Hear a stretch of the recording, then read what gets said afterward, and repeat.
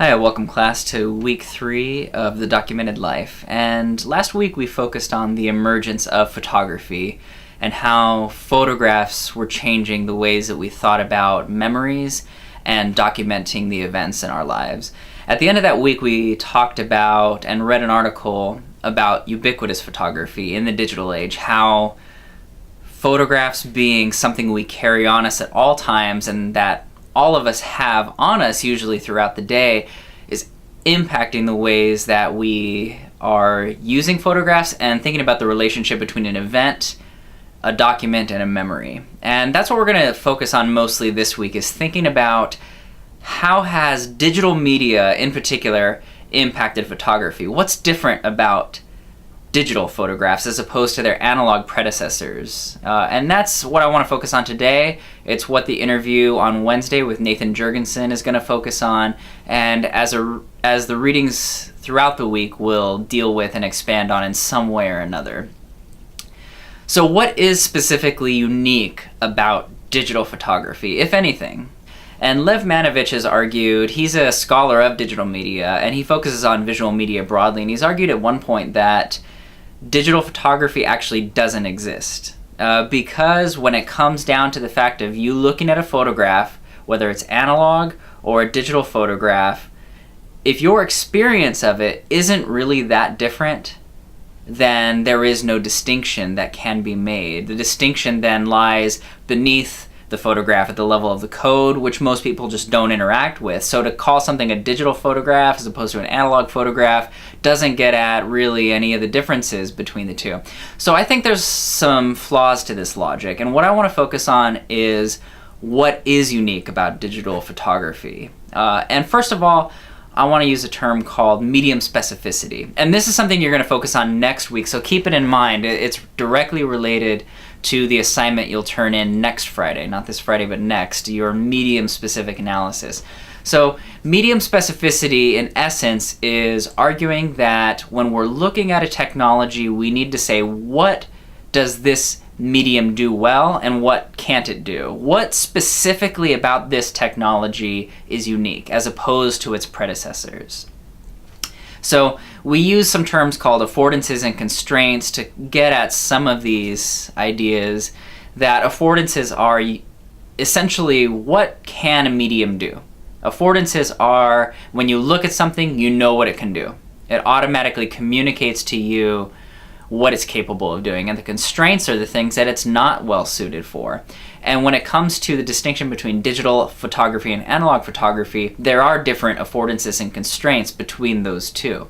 So first of all, if we think about digital photography, what we're producing, the photographs in a digital age, all visual media that are captured through digital photography are distilled down to code. At their very essence, they're binary code. They're zeros and ones, they're numbers, they're digits, which is how we get the term digital media. They're digits, they're just a bunch of lines of code. So what are the impacts of this on how we actually practice and experience photography? Well, first of all, since it's digital, that means it can be reproduced and shared without any loss or degradation, which is very different than an analog photograph. In contrast, compare the idea of taking a print photograph you have, photocopying it, taking that photocopy, laying it on the photocopy machine again and photocopying it, and doing this over and over again. You do that 100 times, the photograph will look so dramatically different than the original because it will degrade from photocopy to photocopy. Now, if I share with all of you a photograph and you share it with 10 of your friends, it's now been distributed 100 to 1,000 times without loss or degradation. It looks identical to the one I have. So at its very essence, the fact that it's code, digital photographs promote sharing because we can share without loss. I get to keep a copy, you get to keep a copy, those copies are identical. And this is very different than what came before, where reproduction often led to degradation. And now it can be shared as if it was identical to the original. Storage is also another issue for digital photography. Bill Gates worked with a company called Corbis to gain a ton of important photographs that have been taken throughout history. And what Gates and Corbis did was digitize all of these. And then they took the original prints and negatives and stored them in a place called Iron Mountain, where they're literally underground, being stored in a safe place.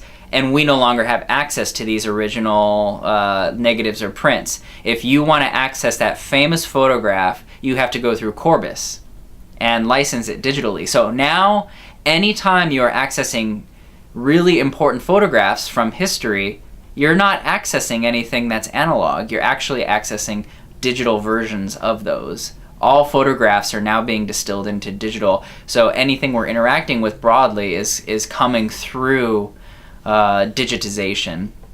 And lastly, the thing that a lot of people point to in terms of the transition that's happening because of digital photography is the ability to manipulate. And as Van Dyke points to in her readings, that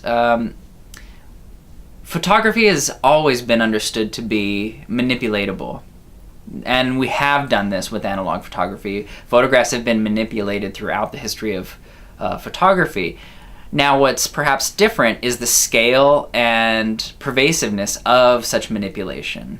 That you and I, as amateurs, can actually sit down with a photograph and manipulate it, even adding a filter to it on Instagram or going in and adding details and augmenting it in some way. The amateur is now able to augment in what was perhaps only available to professionals prior to that. So we have an end of the era of the professional. Professional photographers and professional photo editors are now, their jobs are now being widely available to all of us. Whether we're good at it or not is another question, but the fact that you and I have access to that is a shift that's happening on a massive scale. Dana Boyd points to some other things that are of interest to this. She points to some aspects of digital media that are uniquely different from analog predecessors. The first is persistence. The fact that when you post something to Facebook, that is stored and it's left there and it's searchable. It will be there when you're 50 years old if Facebook's still around. There's a level of persistence at what you're posting online is available over a very long period of time. It doesn't necessarily have ephemerality built into it, which is what Nathan Jurgensen will talk about on Wednesday.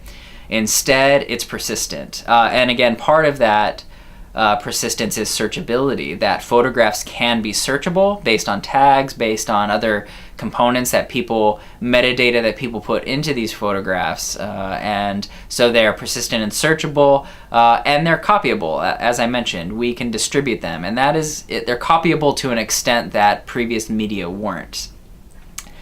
The last aspect that she points to is fascinating, I think, which is invisible audiences. That on Instagram, if you're public on Instagram, your photographs are available to audiences that you don't necessarily know who they are. They're invisible audiences, which may be different than other forms of communication that were often physical, face-to-face, where you understood who your audiences were. The ubiquity of photographs is, as I mentioned, another aspect that differentiates digital and analog, that all of us have a camera at all times. Cameras are now more pervasive on the planet than they ever have been. Ultimately, one of the things we're going to point to in the interview on Wednesday and really spend quite a bit of time on it is that it's less about the end result of the photograph and it's more about what that photograph allows us to communicate. It's a process of communication. It's not necessarily about a process of documentation. It's about a process of being involved with our social network. So photographs now are tied into sociability. They're tied into our social media. They're a part of what it means to be social. Rather than being entities that archive and document everyday life, they're about sharing and communicating with our network. It's about exchanging ideas. It's about performing our identities. It's about testing out identities by photographing ourselves and figuring out who we are and how people respond to different variations of who we are presenting ourselves to be, as Goffman points to in this idea of the presentation of self in everyday life. So one of the things I ask you to do today is to go onto Instagram and look for the hashtag funeral. And we also looked at the blog Selfies at Funerals. And for many people, this is the epitome of narcissism, to go into sort of this sacred space of a funeral and to pose. And one of the things that all of the specificity of digital photography points to is another alternative. Instead of posing and documenting myself in this sort of sacred space, perhaps it's about something different. Perhaps it is about communicating with our network a moment, visually putting people in a place where we're dealing with something that is perhaps really traumatic. And for teens and young adults to be able to connect with a community, connect with their network in a moment like being at a funeral, which for many of us is just enormously difficult to deal with. How do you deal with that? One of the ways is by connecting with people, by communicating to them the moment of being at a funeral. So selfies at funerals perhaps offer a different way of connecting, a different way of communicating to people about an experience. So it's not about documenting the moment. It's not about posing and smiling and, hey, I'm at a funeral. It's about, I'm here and I'm communicating that to you, my network, and I need to be able to share this moment with you to hopefully figure out how to deal with this as a teenager and as a young adult. How do I deal with death?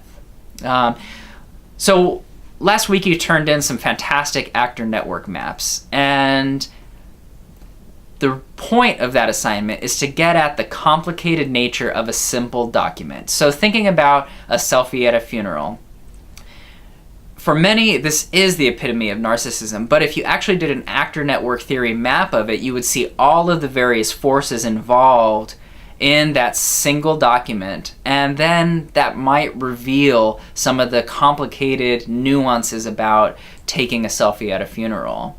And for American Studies scholarship, it is about embracing that complicated nature of what it means to be at a funeral, taking a picture of yourself that's then posted to your social network, and you begin to see all of these various nodes related to that document, and to see that perhaps the selfie at a funeral is about reaching out to all those nodes, to all those networks that have that exert some sort of pressure on that circumstance to say, this is a mode of figuring out the self's relationship to this ritual of a funeral and also facing death.